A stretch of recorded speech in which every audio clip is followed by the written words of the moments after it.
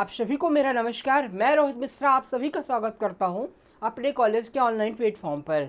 Students, आज हम आपको पढ़ाएंगे फंडामेंटल ऑफ प्लांट ब्रीडिंग और इसके अंतर्गत जो मेरा टॉपिक है वो है प्लांट डोमेस्टिकेशन, जिसे हम हिंदी में कहते हैं पादप पालतूकरण के नाम से जानते हैं। ठीक है, तो प्लांट डोमेस्टिकेशन काफ़ी इंपॉर्टेंट चैप्टर है आपके प्लांट ब्रीडिंग का। तो आइए जानते हैं इसके अंदर क्या हमको पढ़ना है। ठीक है, तो सबसे पहले स्टूडेंट्स हम आपको पढ़ाएंगे डेफिनेशन ऑफ डोमेस्टिकेशन। ठीक है, यानी कि what is the definition of plant domestication. तो सबसे पहले हम जानेंगे कि प्लांट डोमेस्टिकेशन क्या होता है। ठीक है,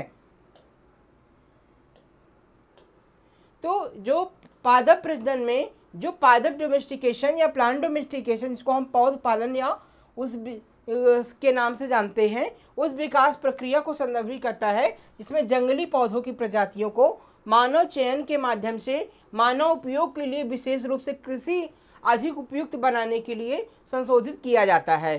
ठीक है, तो हम एकदम सरल सी भाषा में आपको समझाना चाहेंगे कि प्लांट डोमेस्टिकेशन यानी कि आपका जो है पौध पालन के नाम से जानते हैं।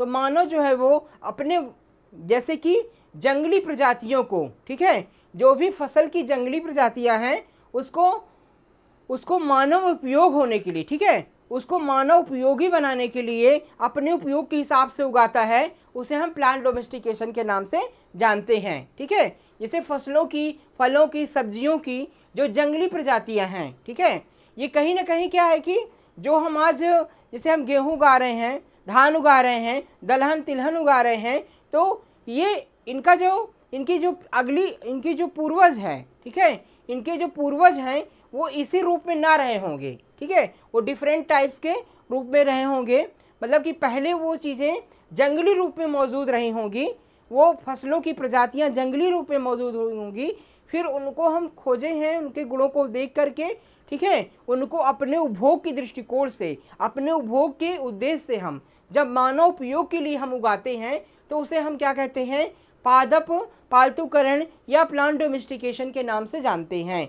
तो सीधी सीधी भाषा में ऐसे भी डिफाइन कर सकते हैं कि प्लांट डोमेस्टिकेशन वह प्रक्रिया है जिसमें हम फसलों की, सब्जियों की, फलों की जंगली प्रजातियों को सुधार करके मानव उपयोग के लिए हम उसको उगाते हैं। तो इस प्रक्रिया को क्या कहता है, प्लांट डोमेस्टिकेशन के नाम से जानते हैं। ठीक है, तो ये चीज़ें जब हम अपने वांछित गुणों को देख करके, वांछित गुण क्या होते हैं कि जब हम देखते हैं कि अच्छा उत्पादन देने योग्य प्रजाति हो, ठीक है, जो अनाज की गुणवत्ता हो, फल की गुणवत्ता हो वो अच्छी हो, उसमें पूर्ण रूप से न्यूट्रिशन वैल्यू हो, पोषणीय मान उसका अच्छा हो, ठीक है, और अच्छे क्लाइमेटिक में ग्रो कर सके, मतलब कि जहाँ पर उसको हम उगा रहे हैं उसके क्लाइमेटिक जो कंडीशंस हैं उसमें प्रॉपर रूप से ग्रो कर सके।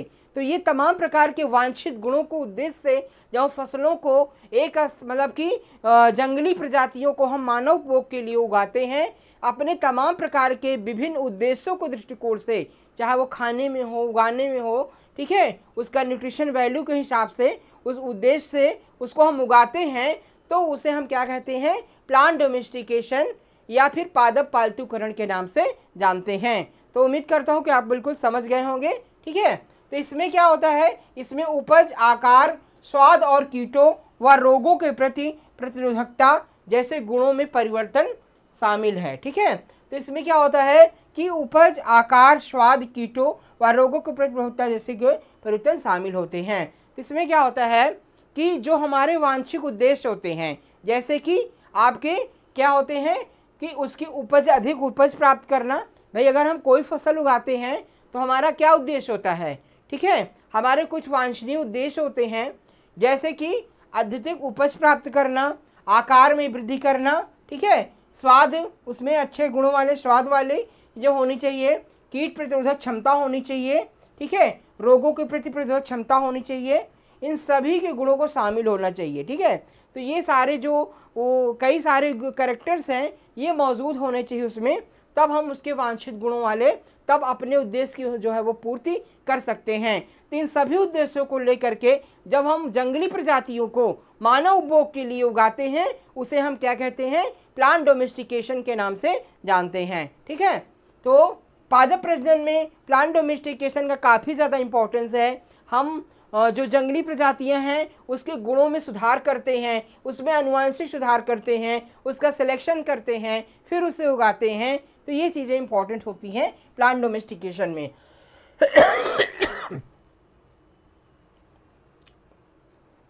अब इस इमेज के माध्यम से हम देख सकते हैं कि जैसे कई सारे जो है वो ये जंगली प्रजातियां हैं, ठीक है, जंगली रूप से जो है, जैसे कि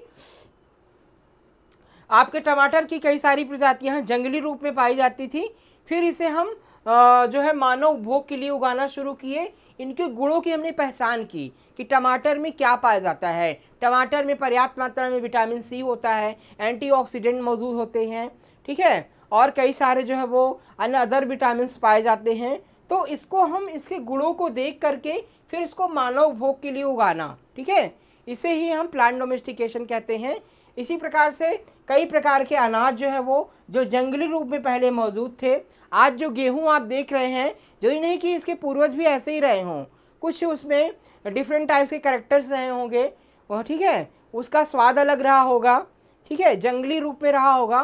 तो इस प्रकार से फिर धीरे धीरे उसके गुणों में सुधार करके उसको हम क्रॉस ब्रीडिंग करके उसको हम पादप प्रजनन के माध्यम से आनुवंशिकी में परिवर्तन करके उसको हम नए तरह से जो है वो उसमें नई वैरायटी को रिलीज करके फिर उसको हम उगा रहे हैं। जैसे आप गन्ना देख रहे हो ना, गन्ना जो है वो, जैसे कि गन्ना जो है वो पहले रूप में कई सारी इसकी प्रजातियां हैं जो जंगली रूप में हैं, फिर उसमें हम क्रॉस करा के जंगली प्रजातियों को उन्नतशील प्रजातियों से क्रॉस करके नई वैरायटी जो है वो रिलीज करके फिर उसको उगा रहे हैं। तो उनके गुणों में परिवर्तन हम देख रहे हैं और उपज में भी परिवर्तन देख रहे हैं, तो वो हमारे लिए उपयोगी हैं, जिसे हम क्या कहते हैं, प्लांट डोमेस्टिकेशन के नाम से जानते हैं, ठीक है। तो ऐसे ही कई सारी फसलों की प्रजातियां हैं, ठीक है, जैसे कि आपके धान हो गया, आपका जो है मक्का हो गया, आपका जो है गेहूं हो गया, ये कई सारी जो है उसे आपका टमाटर बैगन हो गया।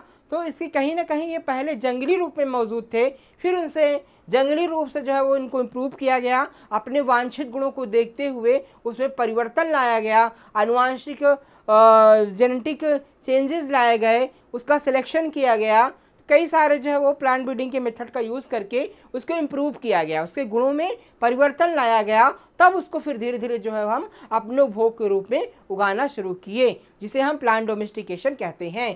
तो इस प्रकार से जो है वो जंगली प्रजातियों को मानव प्रजातियों में कई सारे वांछित उद्देश्यों के दृष्टिकोण से उगाना ही आपका प्लांट डोमेस्टिकेशन कहलाता है, ठीक है। तो डोमेस्टिकेशन के माध्यम से पौधों के जीवित रहने और प्रजनन के लिए मनुष्यों पर निर्भर हो जाते हैं, ठीक है। तो डोमेस्टिकेशन के माध्यम से ही हम पौधों पर जीवित रहने के लिए और उनके प्रजनन के लिए मनुष्यों पर निर्भर हो जाते हैं, ठीक है। तो डोमेस्टिकेशन के माध्यम से कई सारी जंगली प्रजातियां होती हैं, जिसको हम डोमेस्टिकेशन के माध्यम से उसको इम्प्रूव करके मानव उपभोग के रूप में उगाते हैं, और मनुष्य जो है वो पीढ़ी दर पीढ़ी उनके लिए वांछित गुणों का चयन करते हैं और निरंतर सुधार किया जाता है। आप जैसे देख रहे हैं गेहूं की जो है वो पहले कुछ देसी प्रजातियां थी, फिर धीरे धीरे उसमें इम्प्रूव किया गया, ठीक है, रेजिस्टेंस वैरायटीज़ को डेवलप किया गया, disease and paste resistance variety को डेवलप किया गया, फिर धीरे धीरे उसको इम्प्रूव किया गया, कम पानी चाहने वाली को, विपरीत मौसम की दशाओं को सहन करने वाली प्रजातियों को विकसित किया गया, ठीक है, फिर धीरे धीरे इसमें इम्प्रूव किया गया, काला गेहूँ आ गया, ठीक है, ब्लैक कलर का, इसको हम ब्लैक व्हीट के नाम से जानते हैं, ब्लैक व्हीट आ गया, ठीक है। तो हम ये देखते हैं कि किसी भी फसल में, ठीक है, किसी भी, चाहे वो आपका फ्रूट्स हो, चाहे वेजिटेबल्स हो, चाहे आपके ग्रेन्स हों, उसमें निरंतर रूप से परिवर्तन आप देखने को मिलता है, ठीक है, चाहे उसके जो है वो उत्पादन में परिवर्तन हो, चाहे उनके कैरेक्टर्स में, गुणों में परिवर्तन हो, चाहे उनके पोषणी मान्य में परिवर्तन हो, कलर में चेंजेस हो, कुछ ना कुछ नया परिवर्तन जो है वो उस वैरायटी में होता रहता है। तो यही है कि निरंतर रूप से देखते हैं कि पीढ़ी दर पीढ़ी उसमें निरंतर जो है वो कुछ ना कुछ परिवर्तन आते रहते हैं, जो कि एक बहुत बड़ी उपलब्धि है आपके प्लांट ब्रीडिंग की, ठीक है। तो जो कि आपके इसी के द्वारा जो है वो संभव हो सका है, ठीक है।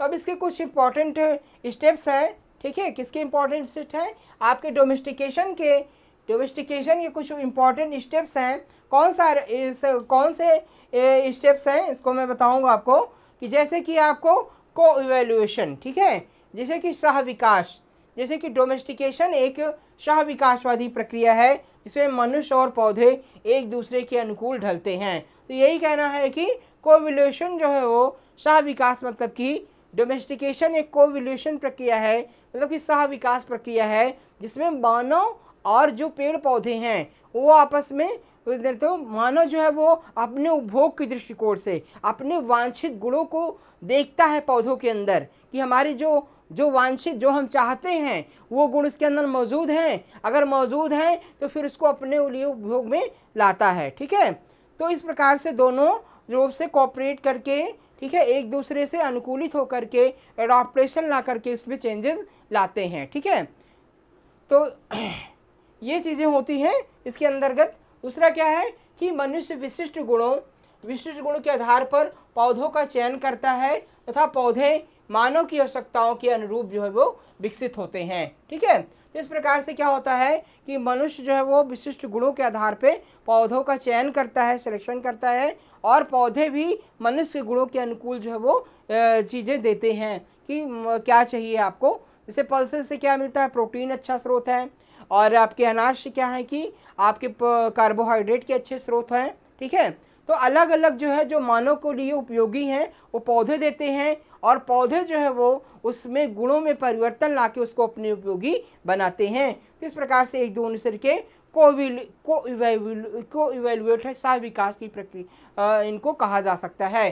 दूसरा क्या है, सिलेक्शन। ठीक है, सिलेक्शन क्या होता है कि मनुष्य चुनिंदा रूप से वांछनीय गुणों वाले पौधों का प्रजनन करते हैं, जैसे बड़े फल, अधिक उपज या बेहतर पोषण सामग्री, जिसके परिणाम स्वरूप पौधे की आनुवांशिक संरचना में परिवर्तन होता है। ठीक है, तो सिलेक्शन क्या होता है, सिलेक्शन जैसे कि मान लीजिए कोई भी एक पॉपुलेशन डेंसिटी है, कोई एक समष्टि है। ठीक है, जैसे कि मान लीजिए कोई एक जनसंख्या, एक समष्टि है, जनसंख्या है, जहाँ पर कुछ विशेष गुणों वाले, ठीक है, विशेष गुणों वाले व्यक्तियों का चयन करना है, मतलब कि एक उनका आदर्श प्रारूप देख करके उनकी एक आदर्श हाइट है, ठीक है, आइडियल लंबाई, चौड़ाई आदि, ठीक है, तो फिर फेनोटिपिक और जेनोटिपिक कैरेक्टर को, ठीक है, फिजिकल कैरेक्टर्स को, जेनेटिक कैरेक्टर्स को देख करके सिलेक्शन करना है, फिर उनको अलग करना है। ठीक है, इसी प्रकार से पौधों में भी, पौधों के अंदर जैसे कि जो प्लांट डेंसिटी है, प्लांट पॉपुलेशन है, प्लांट पॉपुलेशन के अंदर जो है वो कुछ विशिष्ट लक्षणों वाले, ठीक है, आइडियल टाइप प्लांट का चयन करना है।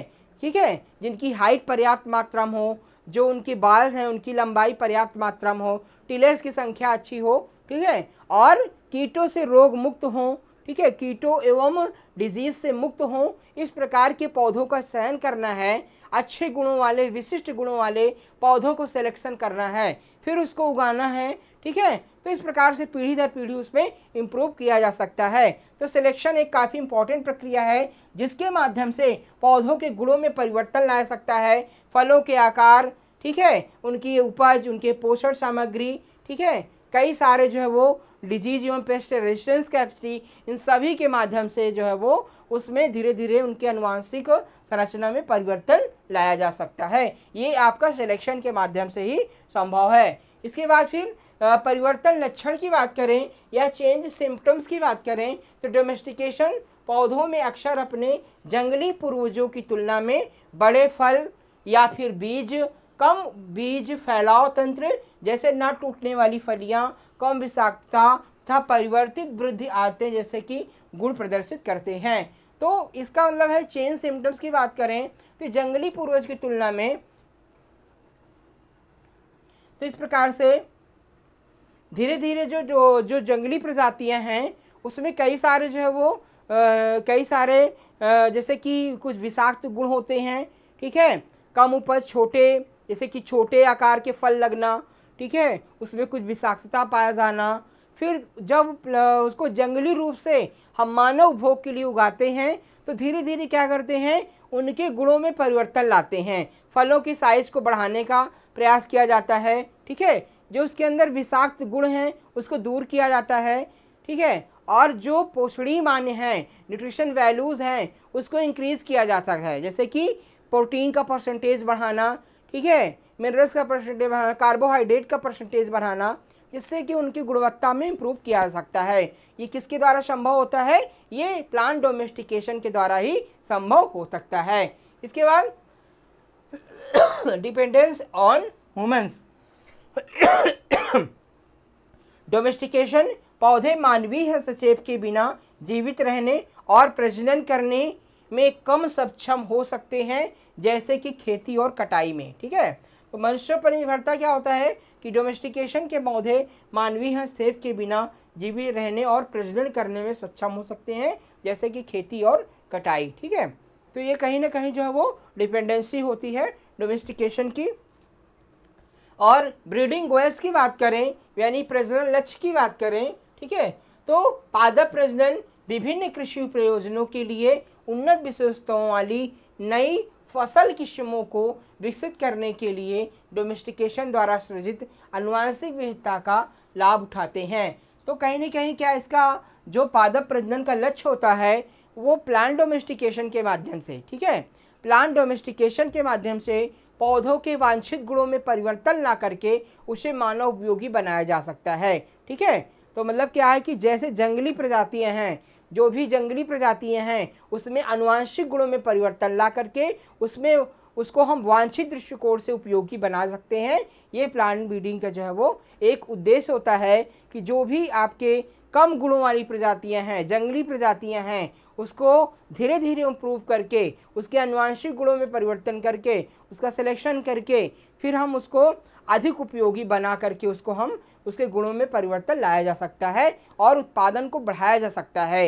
इसमें कई सारी चीज़ें हैं, जैसे कि फलों का, सब्जियों का, अनाज का आकार बढ़ाना, उनकी उपज को बढ़ाना, ठीक है, जो फल हैं उनकी गुणवत्ता को बढ़ाना, ठीक है, कीट एवं रोग से लड़ने की क्षमता को उनके अंदर विकसित करना, कम पानी चाहने वाली प्रजातियों को विकसित करना, विपरीत मौसम को सहन करने योग्य प्रजातियों को विकसित करना। ठीक है, तो इस प्रकार से कई सारे वांछनीय गुणों को परिवर्तन लाया जा सकता है, जो कि प्लांट ब्रीडिंग के माध्यम से ही संभव है। ठीक है, तो ये जो है वो आज हमने आपको जो है वो डोमेस्टिकेशन के बारे में अच्छे से पढ़ाया आपको। ठीक है, अब हम नेक्स्ट वीडियो में नए क्लास में आपको नए टॉपिक के साथ आपसे फिर मिलेंगे। आप सभी का बहुत बहुत धन्यवाद। हमारी क्लास को ज़्यादा शेयर करें, लाइक करें और सब्सक्राइब करें हमारे चैनल को। आप सभी का बहुत बहुत धन्यवाद। जय हिंद।